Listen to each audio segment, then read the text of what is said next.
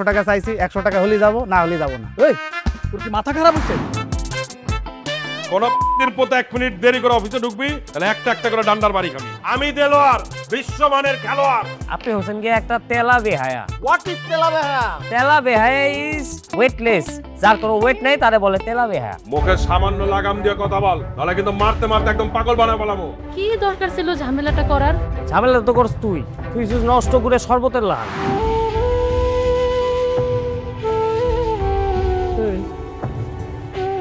তালা বললো পিঠে। তুমি তো জানো আমার মা অসুস্থ। এই মুহূর্তে যদি আমার বেতনটা কাটতে রাখে, আমার চাকরি চলে যায়, আমি এত টাকা কোত্থেকে পাবো?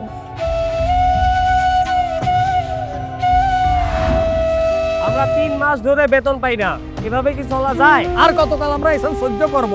এখন আমাদের একত্রিত হতে হবে, আন্দোলন করতে হবে। চাইতে গেলাম অধিকার, হয়ে গেলাম বেকার। আমাদের গতর খাতা টাকা, ঘাম পায়ে ফেলা টাকা, সেই টাকা কেউ না দিয়ে থাকতে পারে?